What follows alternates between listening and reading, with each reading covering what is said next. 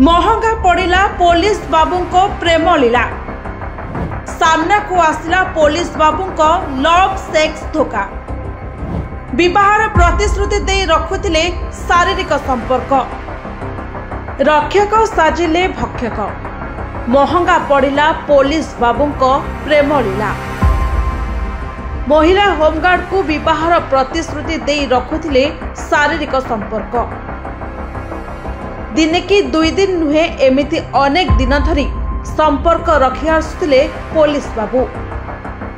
एबे रसिकिया police Babukar romance को expose करते महिला होमगार्ड। जो गाड़ी रे बसी अपराधी को धरुथिले से गाड़ी रे आज निजे अपराधी हुई बसिले पुलिस बाबू। एभली सांघातिक अभियोग आसी जगतसिंहपुर जिला कुजंग थाना आईएसी तपन नाहकंक नारे। पुलिस बाबू को घारीथिला प्रेम निशा।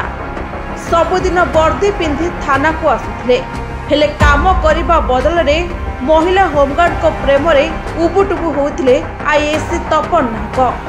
निज डिपार्टमेंट रो जने महिला होमगार्ड को सह चलीथिला तांकर प्रेम संपर्क। आउ एहा परे विवाहर प्रतिश्रुति दे शारीरिक संपर्क रखिबा परे धरा छुआ देउनथिले पुलिस बाबू। तेणु शेष में महिला होमगार्ड बाध्य होई आईन रो आश्रय नेथिले आउ जगतसिंहपुर थाना रे एतला देथिले। तेबे एहा परे फेरार अपराधी को धरुथिबा अभियुक्त थानाधिकारी निजे ही फेरार हो जाइथिले। जगतसिंहपुर पुलिस एक स्वतंत्र टीम गठन करी तांको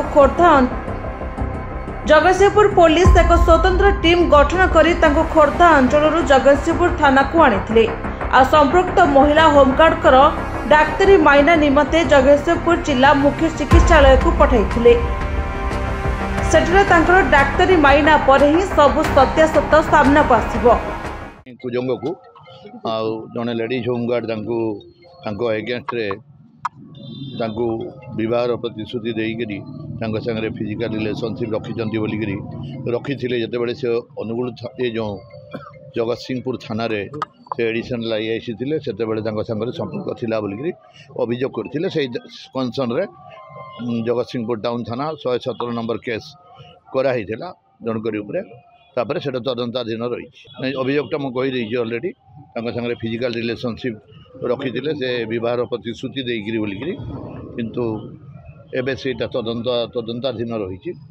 तांको डाक्तरखाना पठाइथिला से लेडीज होमगार्ड को, किंतु से डाक्टर सामने डाक्तरी परीक्षा हेबी नहीं बोली मना कर दी। किसी नहीं से कुजंग थाना आईआईसी आपण माने जानी जंदी भल करी एवं तांको हेडक्वार्टर को अटैच कराई। तांको कोनोसी प्रकार एपर्यंत तदंताधीन रही। सत कि मिछ से तार तदंताधीन रही।